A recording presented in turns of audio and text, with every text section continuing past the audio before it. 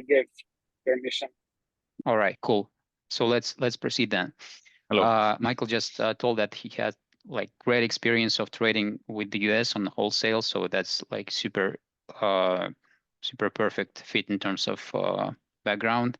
So let's jump into my questions and proceed with some specific details on that. Well, first of all, I just wanted to clarify. You mentioned that you do business with US.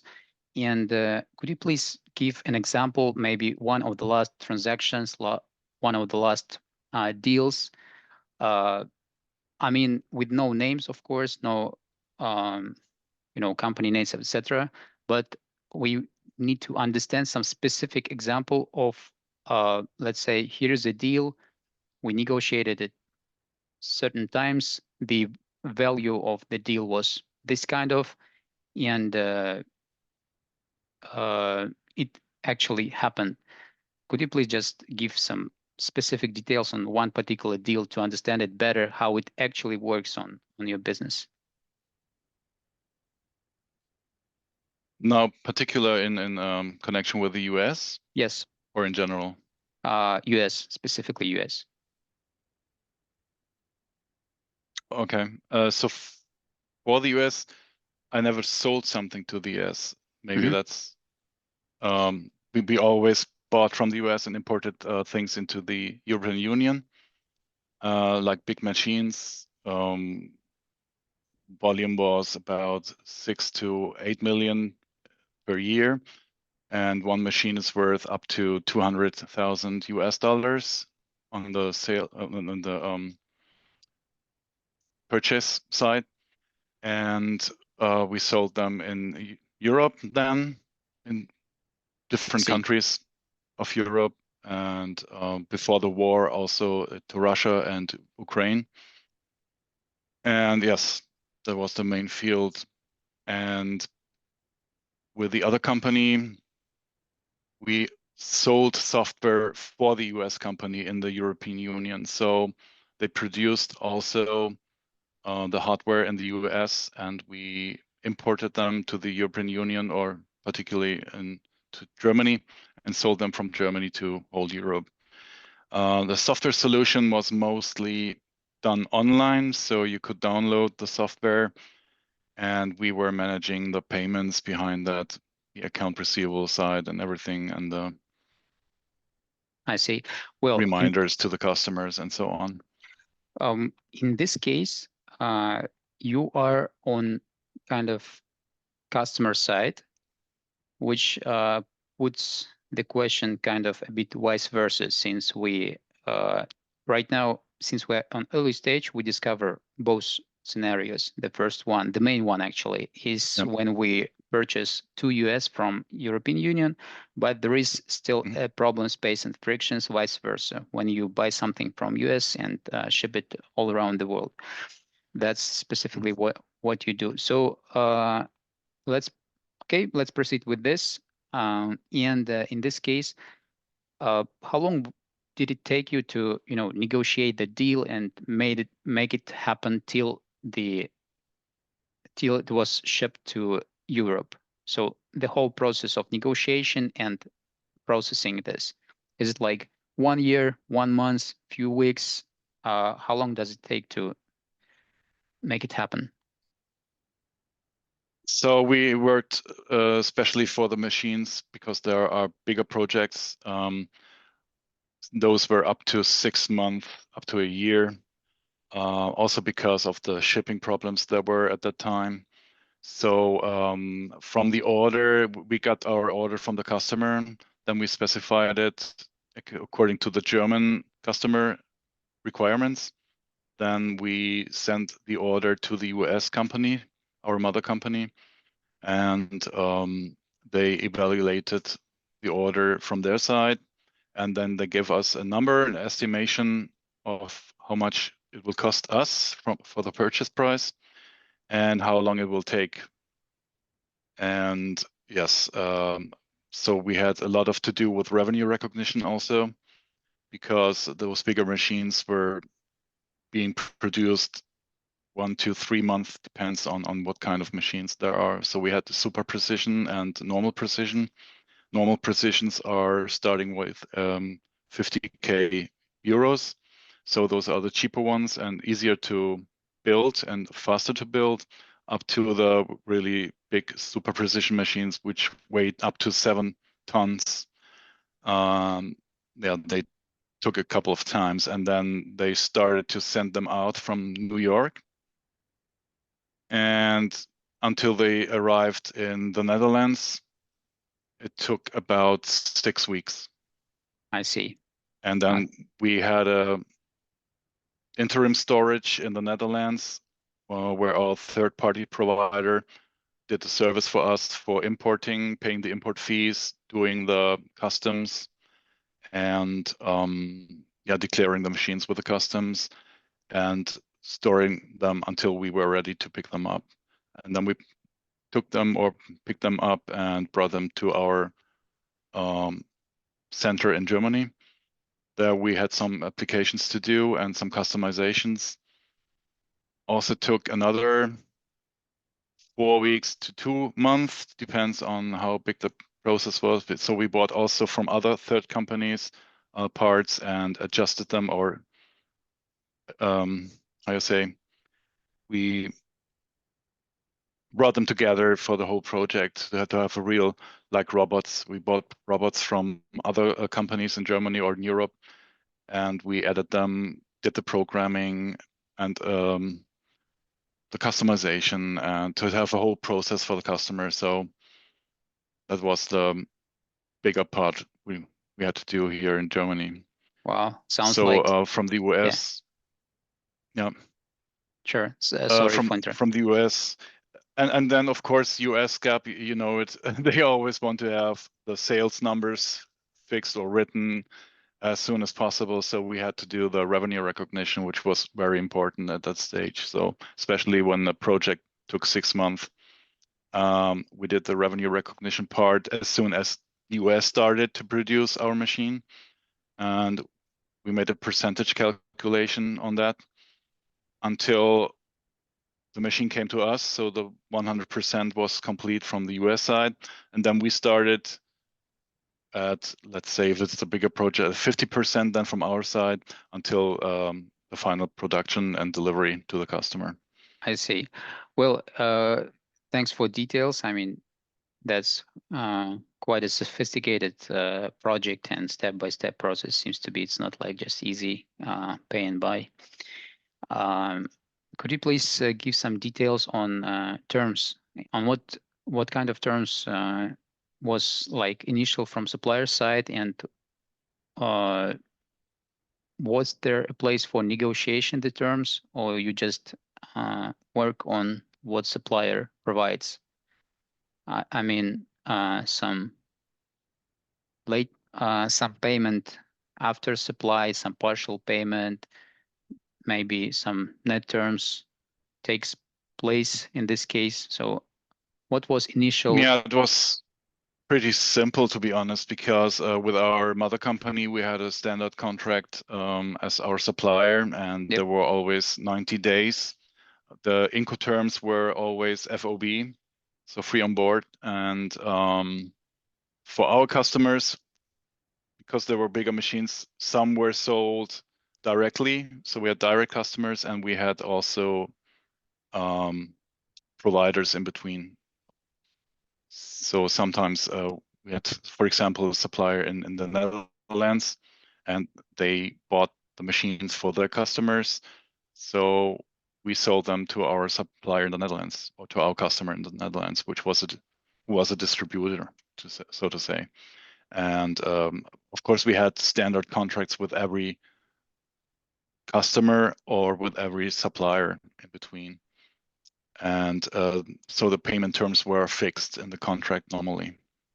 that's what we There were face. also, Mhm. yeah, there were also different ones. For example, if it was a machine for their storage, we had different payment terms than when it was for the customer, when they sold it directly to their customer then.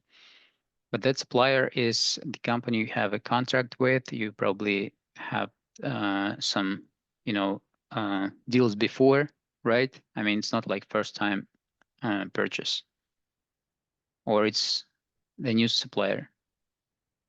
What I'm trying to understand, does it work when suppliers provide 90 days terms with the new customer?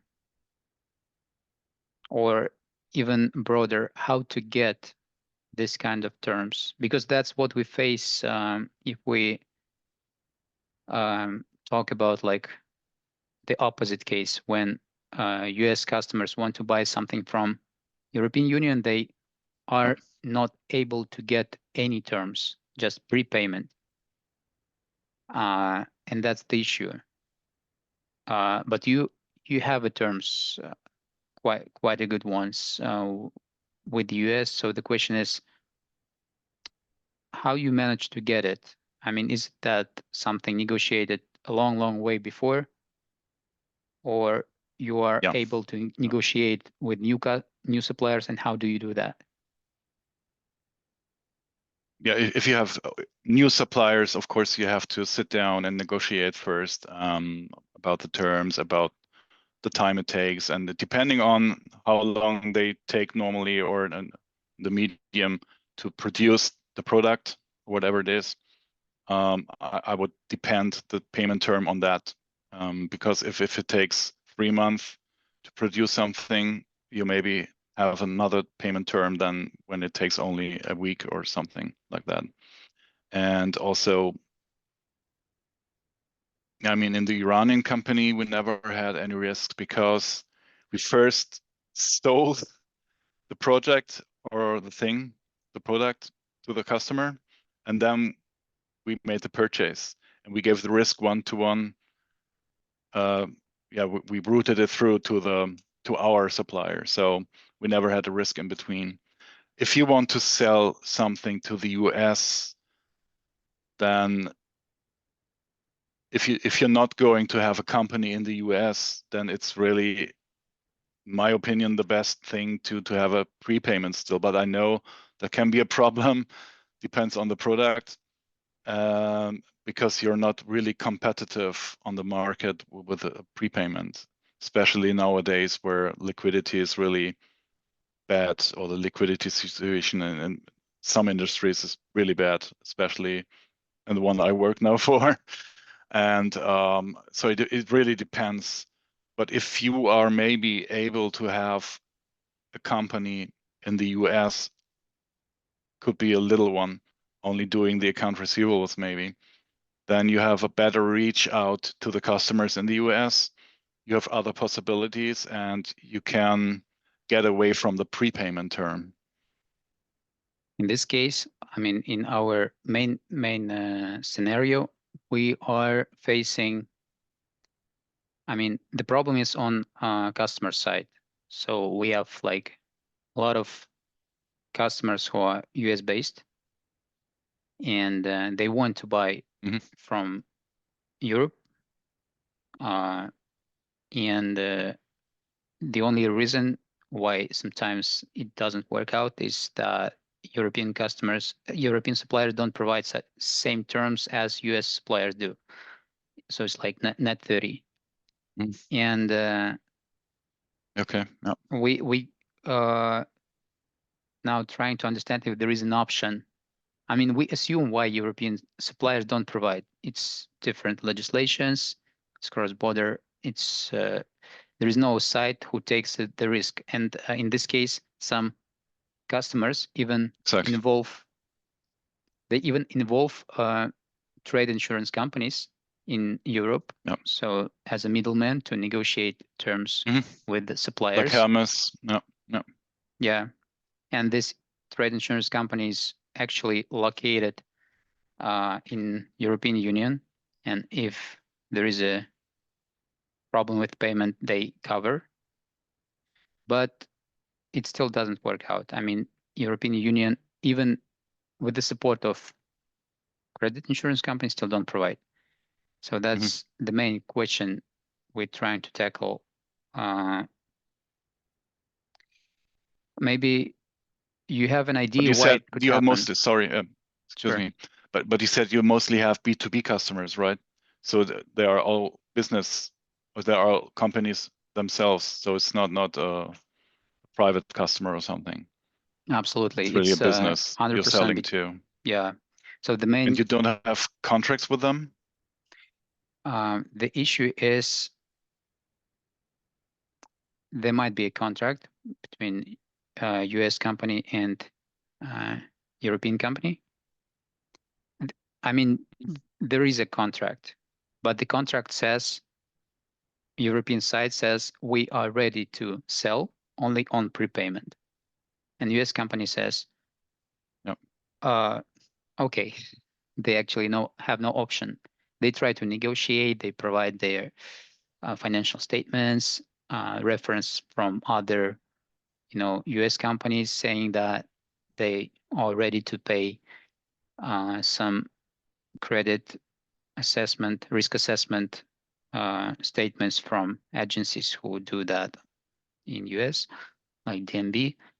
They even involve credit insurance companies saying that, okay, here's our statements, but in case for some reason we don't pay, there is a middleman who covers this risk. But European companies still say, we're not ready, we're prepayment only. And the demand is Okay. much And higher what about than bank guarantees? uh, we faced that banks are not ready to provide bank guarantees to offshore company, to the company which are located not inside the European Union. I mean, either there is Okay. some I don't know, like not financial, but maybe either like political constraint or in legal constraint that doesn't allow to provide bank guarantee to US customers.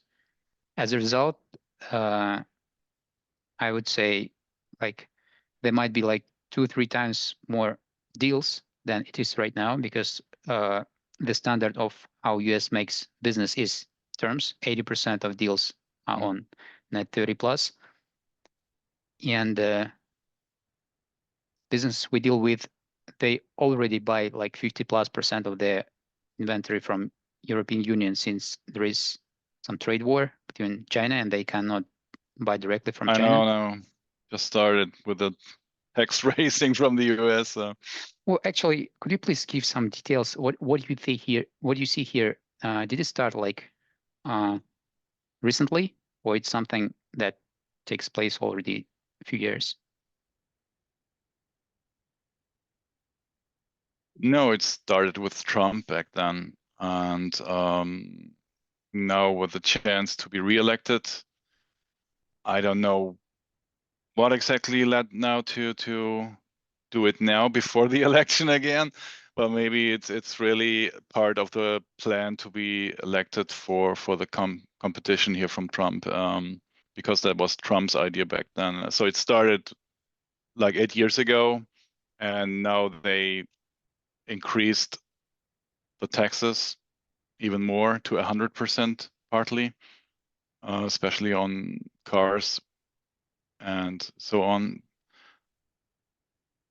So it's a ongoing process for a long time, and with it has to do, in my point, it has to do with the re-elections of both company parties in the US. So they're both fighting for more jobs in the US, made in USA, and so on, and they want to have more US products, and that has to do. It's politics. It's politics, I see. in my And opinion. So it can change after the election again, but mhm. coming back to your issue, I mean, I'm not in the full picture. That's my problem. So I don't know. Are those products big products? Are they small products? Is it maybe doesn't Just make sense to make accreditives with well, banks? let me just tell. I mean, it's not a secret at all. In our case, it's just simple commodities like anything you can buy in Amazon.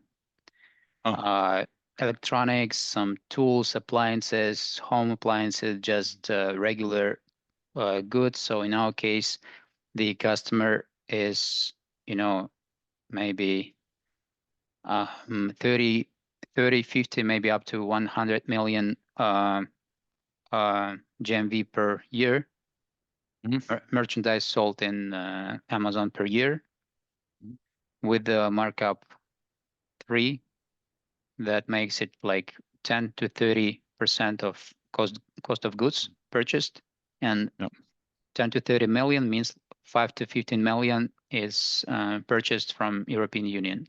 So that the turnover of one like typical customer. And yeah, all they need is just simple and transparent terms, because the turnover is like 30 to 50 days, and they have quite a low margin. And again, they have quite, the money is quite expensive. That's why they want to cover at least half of turnover from the terms, and they can get it. They can pay for it. They can cover credit insurance companies. How it's called, the commission credit insurance company receives after the deal happens. So they're ready to pay for terms, but they cannot get it. And we try to understand how to convince European companies to actually provide it. I mean, they probably are not taking the risk. It's not money issue, because here is the insurance company that covers money side, and here is customer who covers money. It's risk issue, and we don't understand what kind of risk European company can handle, and what part of the risk should the middleman handle, and how it should work in ideal world. So I mean, again, that's not our case.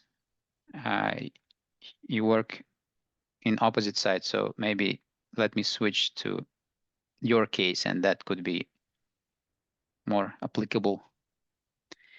Well, you mentioned that's a solution for everything normally, but I have to have more details, more time, and everything. Sure. And also insurances. You can insurance really everything, or you can make a Swift bank guarantee even with Swift code.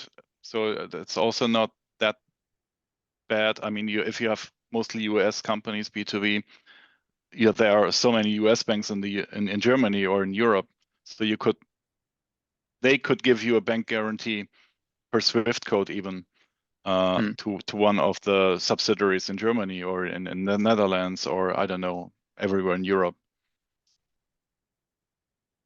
So I don't understand why this is not a possibility. And the costs, normally the costs for it, of course, the customer has to bear the costs always. And also European companies, they could go to Hermes, which is one of the biggest trade insurance companies located in Germany. Sorry, could you please repeat the name of this trade company? Hermes. It was Hermes, now it's Allianz. And now it belongs to Allianz, but all right, I think they kept the name Hermes. Yeah, like the Greek goddess. The Greek goddess for got it. For mail. Well, actually, the can write it into the chat. The customers we talked to exactly mentioned that one. Yep.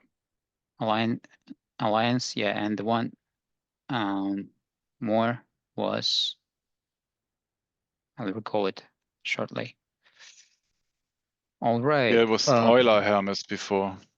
Euler Hermes, Hermes Allianz. Those are the names. And even Kreditreform.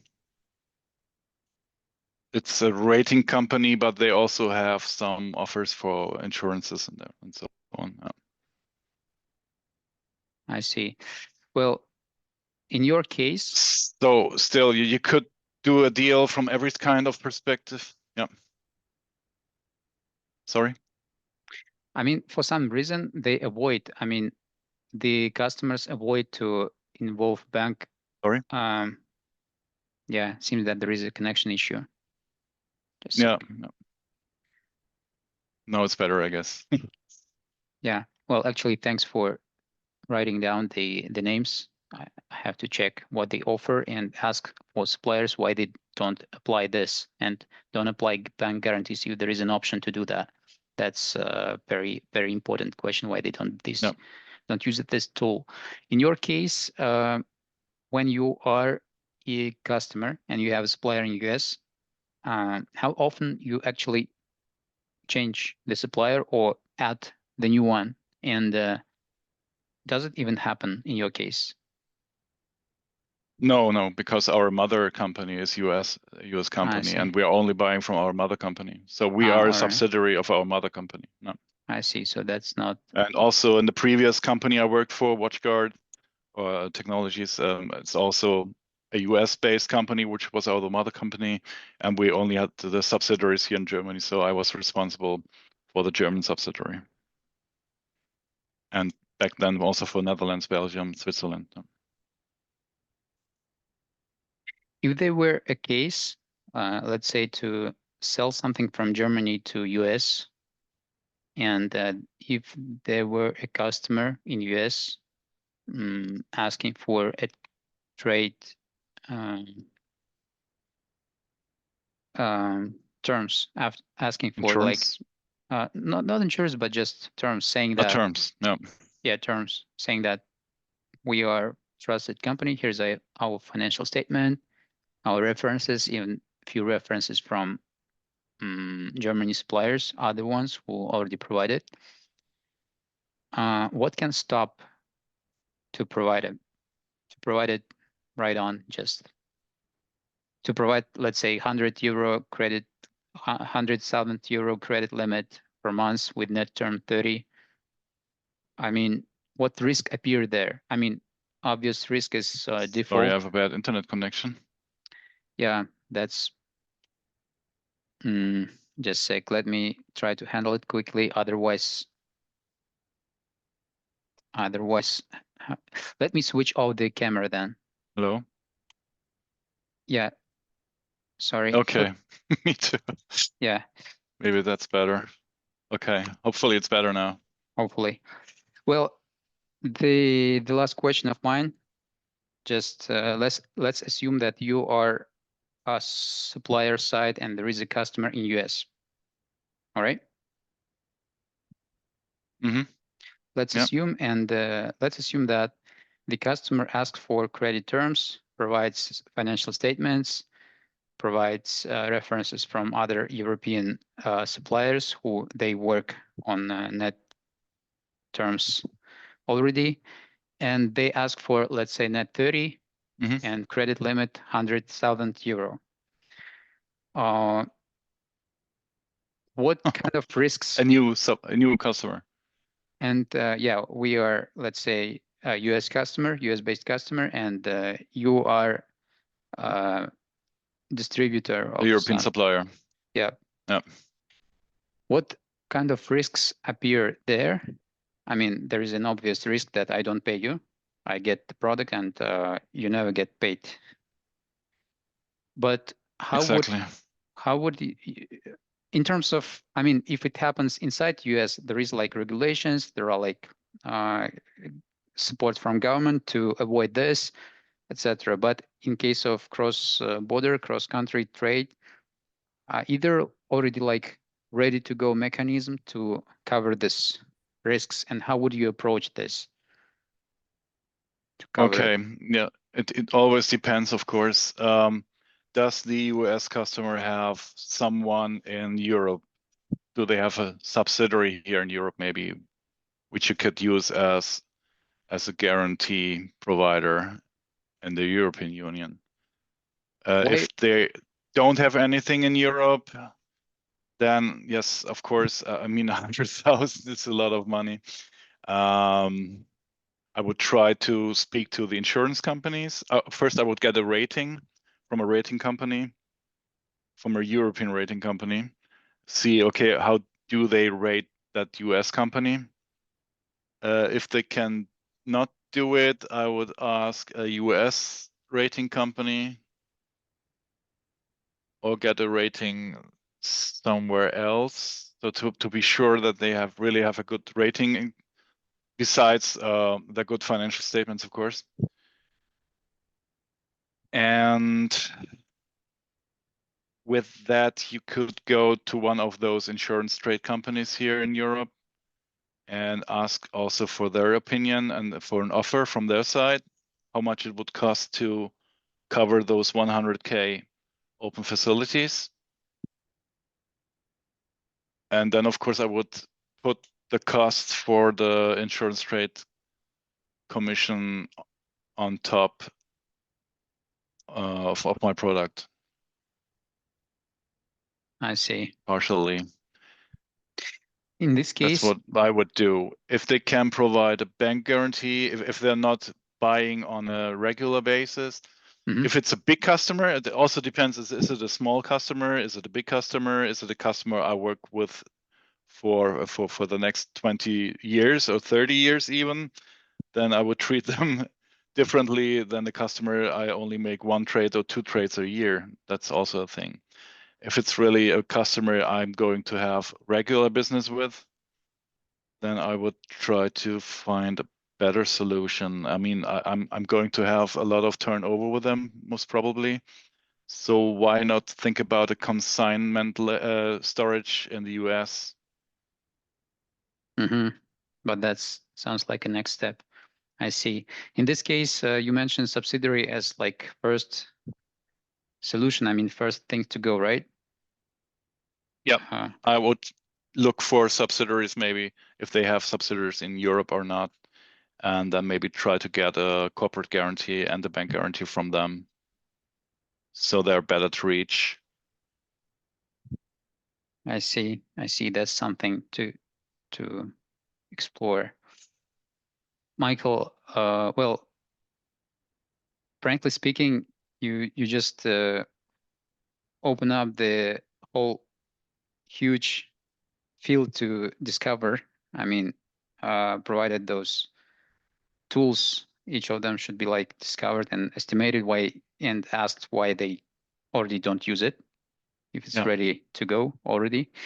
And that's what we're gonna do next, and maybe find some frictions so we can cover with our product. I mean, at the end of the day, we want to provide just better solution, maybe more easy to apply. Yeah. Let me keep you posted in case we have some updates. I mean, just to keep you updated. Maybe you will Okay. be interested of what is going on. Thanks a lot for your time. I mean, you spent a lot of time for that, and I really appreciate it. Well, Happy to help. yeah, I think our conversation is about to end in a second. So thanks again. I Yep. really appreciate and have a nice day. Thank you very much. Thanks. Same for you. Bye bye. I hope it could help. Yeah. Bye. See you Thanks a soon. lot. Bye. It really did. It really did. Bye bye. Thanks. Bye.